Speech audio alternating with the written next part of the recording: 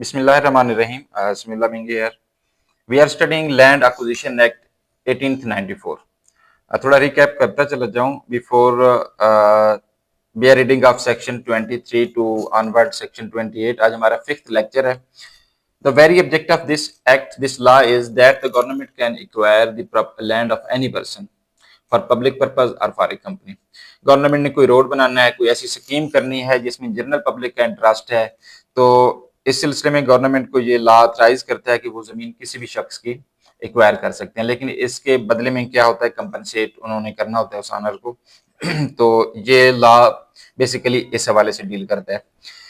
तो सबसे पहले गवर्नमेंट सेक्शन 4(1) में नोटिफिकेशन करती है, अपनी इंटेंशन शो करती है कि वो ये जमीन का पार्ट जो है वो लेना चाहती है. लेटर ऑन उस पर प्रोसीजर चलता रहता है, लोगों को फिर नोटिस दिए जाते हैं कि वो अपने क्लेम, और जब गवर्नमेंट फाइनली सेक्शन 6 में ये डिक्लेयर कर देती है कि ये जमीन अब गवर्नमेंट ले लेगी, तो उसके बाद नोटिस दिए जाते हैं कि आप अपने क्लेम्स, ऑब्जेक्शंस जो भी उस लैंड की मेजरमेंट के हवाले से हैं, कंपनसेशन के हवाले से हैं, आपस में डिवीजन है उस कंपनसेशन की, इंटरेस्टेड और अफेक्टेड पर्सन जो भी हैं उस प्रॉपर्टी में, उनको नोटिस दिए जाते हैं कि वो अपने क्लेम्स, अपने ऑब्जेक्शंस कलेक्टर साहब के सामने रखें और इन रिटर्न रखें. फिर उनको सुना जाता है, उस पर पर्सनल हियरिंग होती है, थ्रू एजेंट या पर्सनली लोग उसमें अपीयर होते हैं. फिर कमिश्नर जो है उसके बाद ये सारे ऑब्जेक्शंस वगैरह सुनने के बाद अगर या तो लोग कंपनसेशन ले लेते हैं, लेकिन मोस्टली केसेस में ये होता है कि कंपनसेशन नहीं लेते.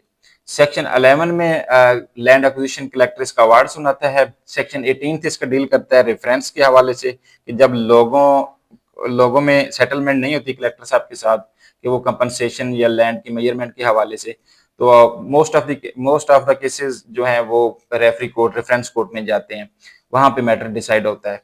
तो सेक्शन 18 में रेफरेंस फाइल होता है on the written application of affected और इंटरेस्टेड पर्सन. कलेक्टर साहब ये रेफरेंस भेजते हैं, फिर उस पर डिसीजन आता है. तो ये इसका थोड़ा सा रिकैप था. Now we start the bare reading of section 23. Section 23 क्या है, इसका थोड़ा सा मैं समराइज स्टोरी टाइप आपको बता दूं. होता यह है कि जब भी गवर्नमेंट जमीन एक्वायर करती है, उसकी एक वैल्यूएशन की जाती है कि उस प्रॉपर्टी की वैल्यू, उसकी प्राइस कितनी बनती है, उस land, part of the land की जो है ना एक्चुअल प्राइस क्या बनती है. तो उसमें ये देखा जाता है कि आया ये लैंड एग्रीकल्चर है, रेजिडेंशियल स्टेटस है इसका, और कमर्शियल और इंडस्ट्रियल यूज में आती है. तो ये सारी चीजों को मद्देनजर रखते हुए कि क्या उसके साथ कोई ऐसा टाउन, सिटी या रोड वगैरह बट कर रहा है, क्या उसको अर्बनाइजेशन में कंसिडर किया जा सकता है या नहीं, इन सारी चीजों को मद्देनजर रखते हुए एक उसकी प्राइस फिक्स की जाती है पर मरला के हिसाब से कि ये उस लैंड ओनर को रकम जो है वो दी जाएगी. तो ये सेक्शन 23 और 24 जो है इसके इसी हवाले से डील करते हैं. तो अब हम इनको स्टडी भी कर लेते हैं और इसमें डिस्कस भी कर लेंगे. Section 23 matters to be considered in determining compensation. वो कौन से मैटर्स हैं जिनको कंपनसेशन डिटरमाइन करते हुए कंसिडर किया जाएगा. In determining the amount of compensation to be awarded for land acquired under this act, the court shall take into consideration. Number 1, the market value of the land at the date of the publication of the notification under section 4 subsection 1. एक तो उसकी market value देखी जाएगी. Government हर साल commercial और residential property का एक DC rate दिया जाता है गवर्नमेंट की तरफ से. तो उस मार्केट वैल्यू को, लैंड को सबसे पहले जब वो नोटिफिकेशन 4(1) का हुआ है उस डेट से देखा जाएगा तब इसका क्या वैल्यू क्या थी, जो सबसे पहला पॉइंट कंसिडर किया जाएगा. इसकी एक्सप्लेनेशन उन्होंने दिया, for the purpose of determining the market value the court shall take into account transfer of land similarly situated और इन सिमिलर यूज. एक तो कोर्ट उसके साथ जो अटैच्ड प्रॉपर्टी है, लैंड है, उसको देखेगी जो सिमिलर यूज में थी कि उसकी वैल्यू क्या है, या विद इन द ईयर कोई उसमें सेल परचेज हुई है तो किस रेट पे वो हुई है, इस चीज को कोर्ट कंसिडर करेगी. The potential value of the land to be acquired if put to a different use shall only be taken into consideration if it is proved that the land similarly situated and previously in similar use has, before the date of notification under subsection 1 of section 4, been transferred with a view to being put to the use relied upon as affecting the potential value of the land to be acquired. अच्छा, इसको थोड़ा सा मैं आसान करके बता दूं. होता यह है कि इस चीज को कोर्ट भी कंसिडर करेगी, लेकिन सिर्फ एक सूरत में कि सेक्शन 4(1) की नोटिफिकेशन के बाद उससे अटैच जो लैंड है उसको किसी दूसरे मकसद के लिए यूज किया गया है। 4(1) के नोटिफिकेशन से पहले सेम नेचर की जो लैंड है उसको किसी दूसरे पर्पज के लिए यूज किया गया जिससे उसकी पोटेंशियल वैल्यू बढ़ गई है। अगर ऐसा कोई केस है तो इस सूरत में कोर्ट इसको भी कंसिडर करेगी, प्रोवाइडेड दैट। इसमें दो उन्होंने चीजें बशर्ते कि वो दो चीजें कोर्ट बयान करती है जिनको नहीं देखा जाएगा। The first one is if the market value has been increased in consequence of land being put to a use which is unlawful or contrary to the public policy, that use shall be disregarded and the market value shall be deemed to be the market value of land if it were put to the ordinary use। अगर उस part of land पे कोई ऐसी unlawful चीज की गई है या पब्लिक पॉलिसी के अगेंस्ट जाके कोई पॉलिसी की गई है जिससे उसकी मार्केट वैल्यू में तब्दीली आई है, तो इस चीज को कोर्ट इसको कंसिडर नहीं करेगी और उसकी मार्केट वैल्यू वही समझी जाएगी जो ऑर्डिनरी यूज में हो सकती है, ना कि वो अनलॉफुल यूज की वजह से या कोई पब्लिक पॉलिसी के अगेंस्ट हट की कोई वहां पे चीज हुई है जिससे उसकी मार्केट वैल्यू में तब्दीली है, तो इसको कंसिडर नहीं किया जाएगा। सेकंड वन क्या है, if the market value of building has been increase in consequence of the building being so overcrowded as to be dangerous to the health of inmates, such overcrowding shall be disregarded and the market value shall be deemed to be the market value of building if occupied by such number of persons only as can be accommodated in it without risk of danger to health from the overcrowding। होता यह है कि जिस एक जमीन का part है वहां पे कुछ लोग रेजिडेंशियल है, रह रहे हैं, लेकिन वहां पे जब आबादी का रुझान बढ़ जाता है, ज्यादा लोग रहना शुरू हो जाते हैं, तो उसकी मार्केट वैल्यू थोड़ी बढ़ जाती है। लेकिन जहां पे ये कहा गया कि अगर एक लैंड की वैल्यू इस वजह से बढ़ गई है कि वहां पे ओवर क्राउडेड है वो जगह और पब्लिक हेल्थ, उसमें ये देखा जाएगा कि वो कहीं पब्लिक हेल्थ के लिए डेंजरस तो नहीं है। अगर ऐसी सूरत है कि रिहायशियों के लिए, बासियों के लिए वो ओवर क्राउड होना उनकी हेल्थ को अफेक्ट कर सकता है, उनकी जनरल जो इंटरेस्ट है उसको या पब्लिक पॉलिसी के अगेंस्ट है वो चीज, तो इस चीज को फिर कोर्ट कंसिडर नहीं करेगी कि ये ओवर क्राउडेड जो कि पब्लिक हेल्थ के अगेंस्ट है उसकी वजह से इसकी वैल्यू बढ़ी हुई है, तो फिर इस पॉइंट को कोर्ट जो है ना वो कंसिडर नहीं करेगी, बल्कि उसकी वैल्यू वही कंसिडर की जाएगी, वही डीम्ड की जाएगी जैसे एक आम एक कॉमन सेंस के मुताबिक जितने लोग वहां पे रह सकते हैं, जितने वहां पे लोग संभाल सकते हैं, उसके अकॉर्डिंग उसकी वैल्यू को देखा जाएगा। सेकंड पॉइंट क्या है जो कोर्ट ने कंसिडर करना है कंसिडरेशन अवार्ड करने के लिए, the damage sustained by the person interested by reason of taking off any standing crops or trees which may be on the land at the time of collectors taking possession thereof। हर वो नुकसान जो कि फसल या दरख्त की सूरत में जो कि उस जमीन पे होना था, मौजूद होना था कलेक्टर साहब के पोजेशन की टाइम, अगर उसकी वजह से जो नुकसान डैमेज इंटरेस्टेड पर्सन को हुआ है, अफेक्टेड पर्सन को हुआ है, तो उसको भी कोर्ट कंसिडर करेगी। फसलें और दरख्त वगैरह थे जो काट दिए गए, उखाड़ दिए गए, तो वो उनके रेट को उस वैल्यू इस चीज को भी जो है कंसिडरेशन अवार्ड करने के टाइम प्रॉपर्ली जो है कंसिडर किया जाएगा। थर्ड पॉइंट जो है वो ये है कि the damage if any sustained by the person interested at the time of collector's taking possession of land by reason of serving such land from his other land.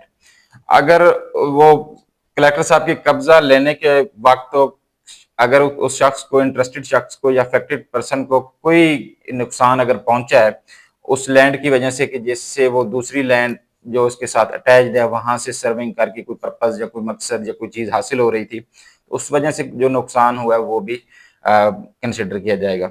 Fourth point is the damage if any sustained by person interested at the time of collector's taking possession of land by reason of acquisition injuriously affecting his other property movable or immovable or in any other manner or his earnings।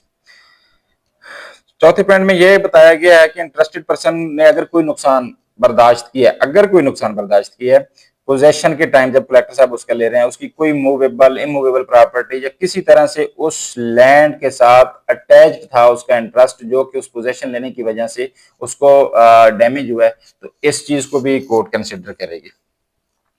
Number 5 क्या है, if in consequence of acquisition of land by the collector The person interested is compelled to change his residence or place of business. The reasonable expenses, if any, incidental to such change.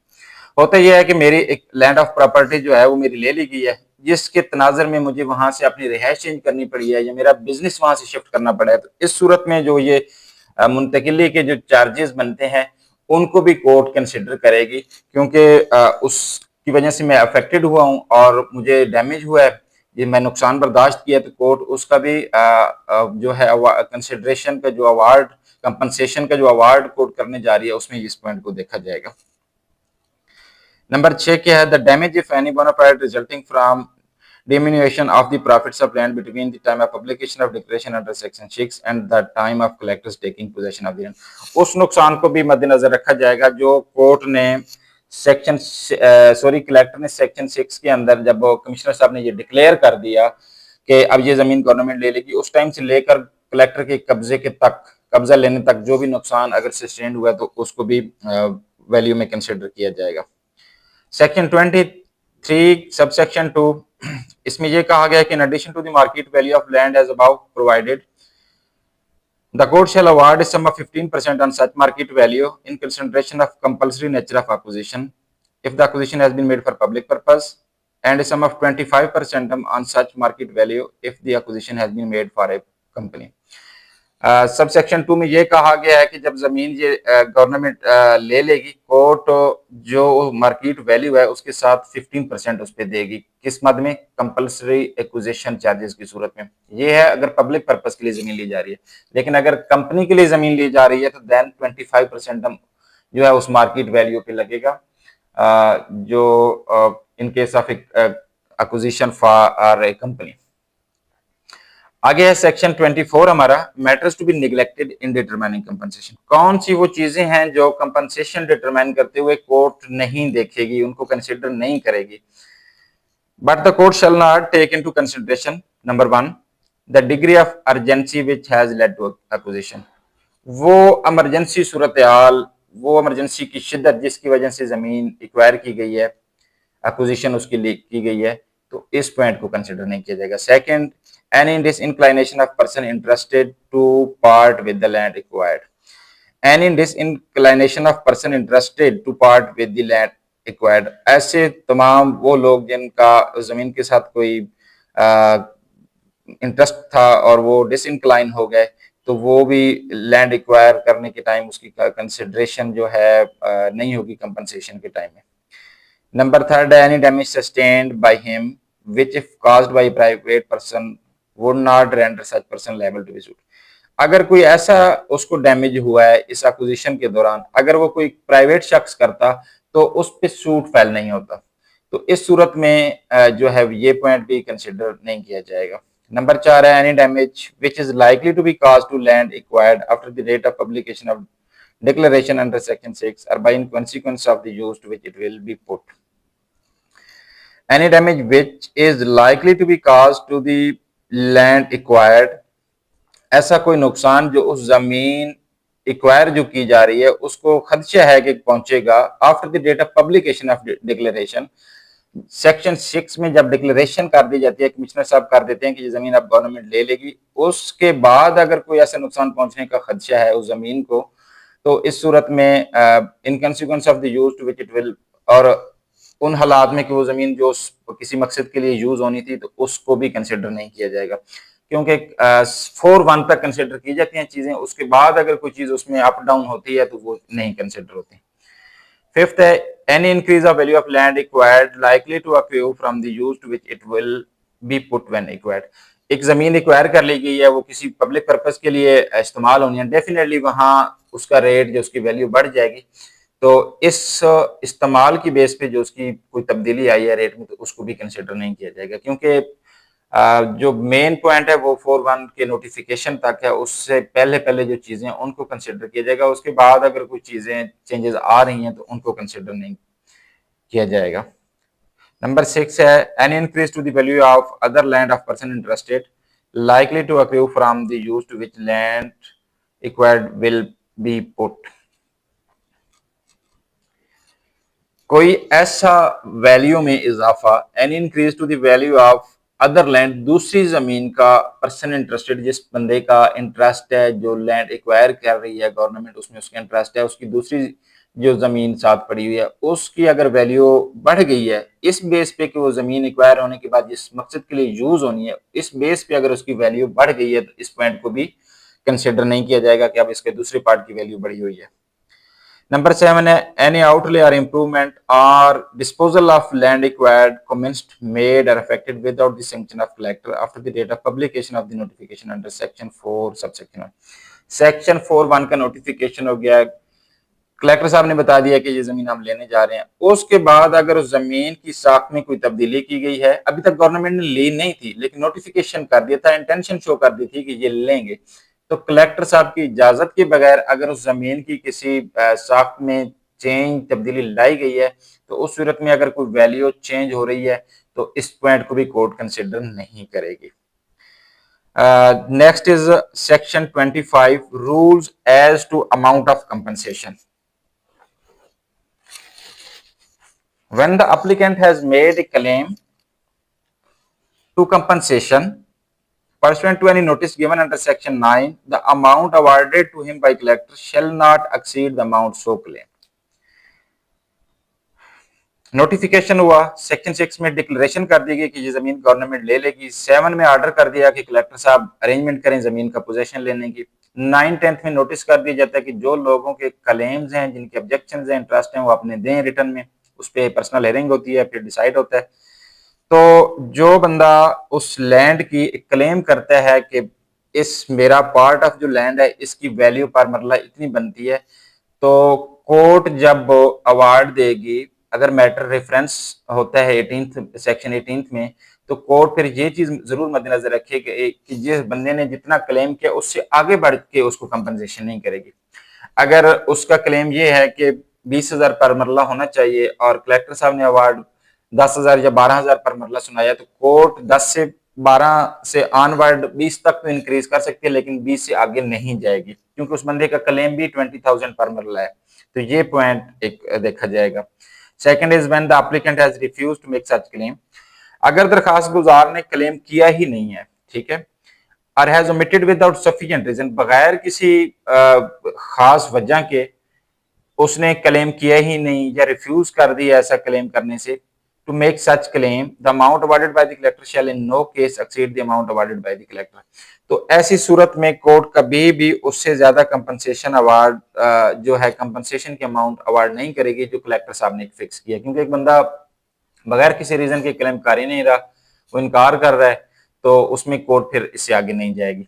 Number 3 when the applicant has omitted for a sufficient reason, अगर दरखास्त गुजार ने किसी खास वजह से ये claim अपना ओमिट किया था, to be allowed by the जज, जो कि जज की तरफ से उसकी इजाजत भी दी जा सकती है, to make such claim the amount awarded to him by the court shall not be less than and may exceed the amount awarded by the collector. जो कोर्ट फिर अवार्ड सुनाएगी वो जो कलेक्टर ने अवार्ड सुनाया उससे कम तो नहीं होगी, लेकिन ये है कि उससे ज्यादा हो सकती है। ये रूल्स जरूरी हैं जो कि कंपनसेशन के हवाले से हैं। Section 25 deals with it. आगे है section 26 form of awards. Every award under this part shall be in writing signed by the जज। ये अवार्ड रिटर्न सूरत में होगा, जज साहब साइन करेंगे, जो जज साहब छुड़ा रहे हैं, क्योंकि ये डिक्री की मानद होता है, तो डिक्री हमेशा जजमेंट जो है हमेशा वो जज की तरफ से साइन होती है। And shall specify the amount awarded under clause first of subsection 1 of section 23 and all the amount if respectively awarded under each of other clauses of same subsection together with the grounds of awarding each of said amounts।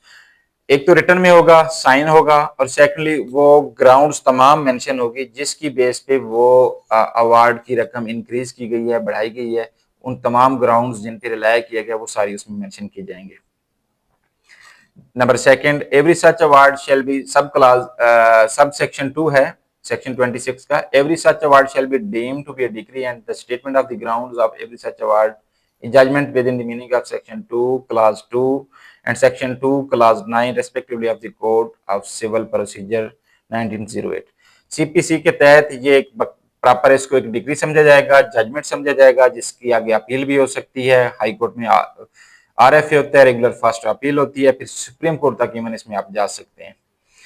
Next one is our section 27 cost. Every such award shall all state the amount of cost incurred in the proceedings under this part. इस award जो court सुना रही है उसमें वो उस जो cost पड़ रही है उस प्रोसीडिंग्स की उसका जिक्र करेगी and by what person and in what proportions they are to be paid कि कौन शख्स वो कॉस्ट पे करेगा और कितने परसेंट के हिसाब से या किस जो है प्रोपोर्शन के हिसाब से ये किया जाएगी कॉस्ट पे. When the award of collector is not upheld, अगर कलेक्टर साहब का अवार्ड अपहेल्ड नहीं किया गया उसमें तब्दीली कर दी गई है वैल्यू बढ़ा दी गई है तो फिर कलेक्टर साहब जिम्मेदार होंगे वो कॉस्ट पे करने के. Unless the court shall be of the opinion that the claim of applicant was so extravagant or that he was so negligent in putting his case before the collector that some deduction from his cost should be made and that he should pay a part of collector's cost. अगर किसी शख्स ने बेबुनियाद किस्म का claim किया हुआ है या उसने बहुत ज्यादा गफलत बरती है कलेक्टर साहब के सामने अपना केस पुट करने में, इस सूरत में कुछ जो कॉस्ट की रकम है वो उस बंदे पे डाल दी जाएगी जो कि वो पे करेगा. सेक्शन 28 है कलेक्टर में बी डायरेक्टेड टू पे इंटरेस्ट ऑन एक्सेस कंपनसेशन. ये इसमें 8% कंपाउंड इंटरेस्ट का जिक्र है. ये 28 में भी है और सेक्शन आगे 34 हम जब पढ़ेंगे उसमें भी आएगा तो हम इसकी डिटेल देख लेते हैं. If the sum which in the opinion of court the collector are to have awarded as compensation is in excess of sum which the collector did award as compensation. Court की राय ये है कि compensation की रकम ज्यादा होनी चाहिए थी. कलेक्टर साहब ने जो अवार्ड सुनाया वो कम है लेकिन कोर्ट की ओपिनियन ये है कि ये रकम अगर पर मरला उसने 15,000 सुनाया तो कोर्ट की ओपिनियन ये है कि 20,000 होना चाहिए था. तो इस सूरत में कोर्ट क्या करेगी 15 से 20 ये जो 5,000 की एक्सेस अमाउंट जो कोर्ट की ओपिनियन बनती है इस पे वो इंटरेस्ट डाल देगी. कितना 8% के हिसाब से कंपाउंड इंटरेस्ट दिया जाएगा और ये उस पीरियड तक होगा जब से उसने कब्जा लिया उससे onward on the date of payment in this court कि वो रकम जब तक कोर्ट में जमा नहीं करा दी जाती सेविंग अकाउंट के लिए जो उस पर्सन को पे नहीं कर दी जाती तो उस पे 8% जो एक्सेस अमाउंट है उस पे वो कंपाउंड इंटरेस्ट दिया जाएगा. इसमें दो चीजें आ गई हैं 8% होगा और एक्सेस अमाउंट पे होगा जो कोर्ट की ओपिनियन में रकम बननी चाहिए थी और कितने अरसे पे taking from the taking of possession to payment of such excess amount into the court.